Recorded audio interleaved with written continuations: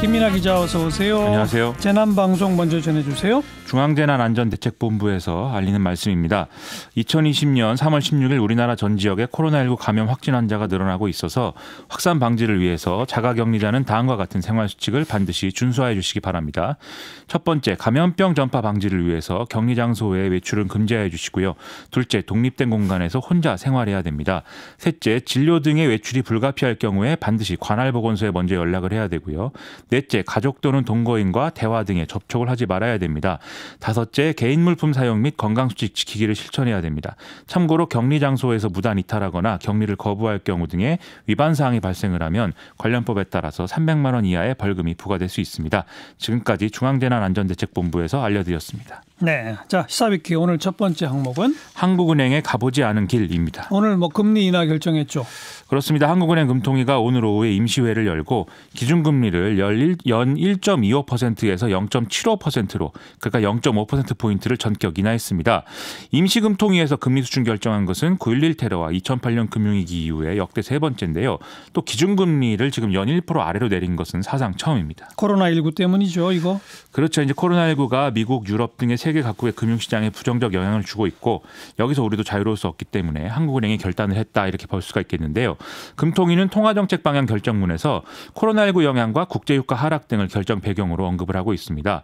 오늘 이주열 한국은행 총재는 지난 2월 달에 한국은행이 이제 올해 성장률 2.1% 정도 될 거다라고 전망을 했었는데 네. 그 당시에는 코로나19가 3월에 정점을 찍고 이후에 진정되는 시나리오를 가정했다라면서 확산 속도가 예상외로 빨라서 당초 전망했던 이 성장률 숫자보다 낮아질 것이다라고 예상을 했거든요. 그만큼 이제 하방 압력이 크다라는 거죠. 지난 13일 청와대에서 열린 경제 관련 회의에 이주열 총재가 참석한 것도 이때 이례적이다 이런 평가였는데 이때도 지금과 같은 어떤 대응에 대해서 공감대가 일정 부분 있었을 것으로 생각이 됩니다. 네, 미국이나 일본도 이례적 대응들을 하고 있잖아요. 그렇습니다. 지금 미 연준은 현지 시간 15일 기준금리를 제로 수준으로 내리고 유동성 공급 확대를 위해서 7천억 달러 규모의 채권을 매입하기로 결정을 했습니다. 이건 2008년 금융위기 당시 양적 완화에 준하는 조치라고 볼 수가 있겠는데요.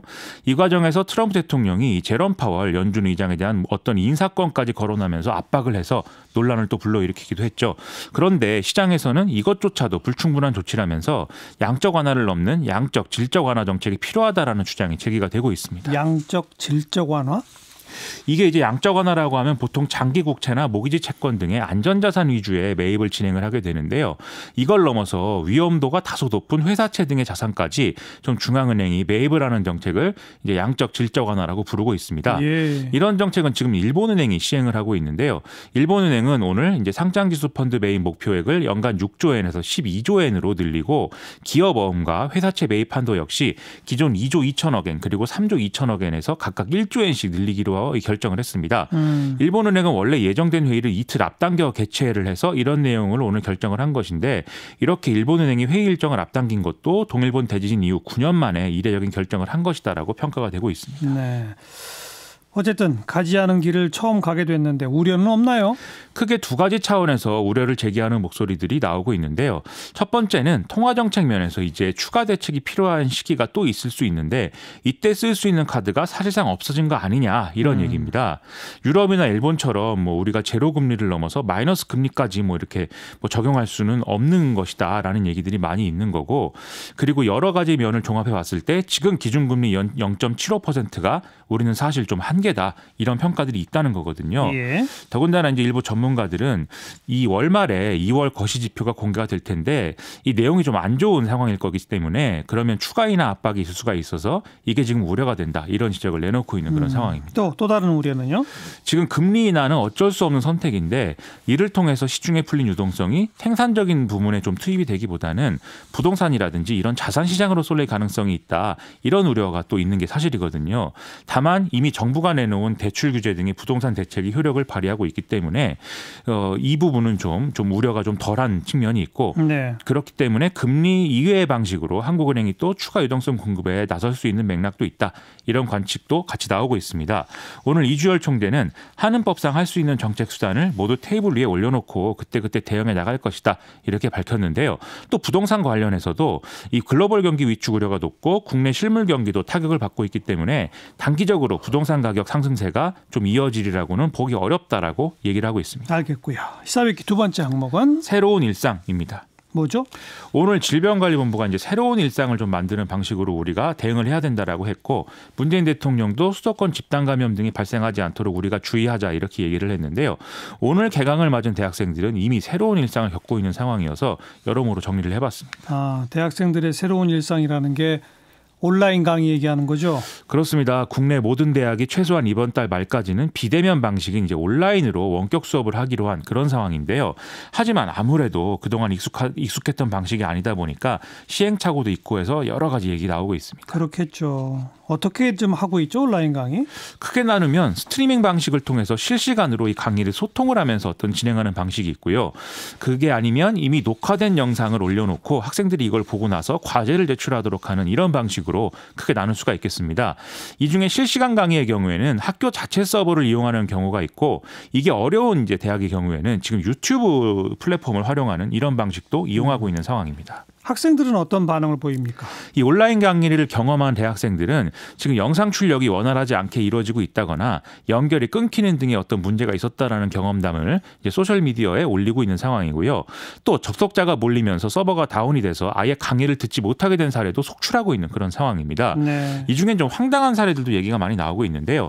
실시간 강의 중에 수강생이 마이크가 켜진 줄 모르고 뭐 어떤 교수에 대한 어떤 불평 이런 것들을 한 내용이 그대로 이제 중계가 됐다. 뭐 이런 얘기도 있고, 유튜브 강의를 하던 도중에 아무래도 공개된 어떤 내용이니까 일반인 이용자들이 접속을 해서 이제 채팅창에 수업과 관련이 없는 내용을 올리고 있다. 아하. 이런 얘기들도 많이 나왔습니다. 아무래도 안 하던 거 하게 되면 이 강의의 어떤 질적 수준에도 문제가 생기겠죠. 그렇소. 앞서 말씀드린 이런 기술적 문제가 원인으로 돼서 이렇게 좀 질이 떨어지는 경우도 있었는데, 교수에게 질문을 하고 답변을 받는 등의 어떤 실시간 소통이 어렵고, 또 과거에 제작했던 동영상을 그대로 올려놓은 그런 경우들도 있어서 학생들이 불만을 토로하는 이런 경우도 있었습니다. 그리고 실습이 필요한 어떤 이공계나 또는 예체능 계열 학생의 경우에는 사실상 이게 수업을 못 듣고 있는 것이나 다름이 없는 상황이다. 이런 얘기를 하는 상황이 있는데요. 교수들도 좀 불만스러워하기는 마찬가지인 그런 상황입니다.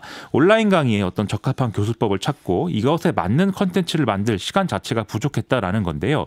일부 학생들은 이런 상황이라면 등록금을 감면해줘야 되는 거 아니냐, 이런 주장까지도 내놓고 있는 상황입니다. 특히 그 실습하는 그 예체능 이런 쪽은 정말 그런 얘기가 나오겠어요. 그렇죠. 특히 말씀하신 예체능 계열 학과는 등록금에 시설 이용비라든지 재료비 이런 실습비가 또 포함되어 있는 경우가 많고, 그래서 이제 다른 전공보다 비싼 등록금을 납부해야 되는 상황들이 많이 있는 거거든요.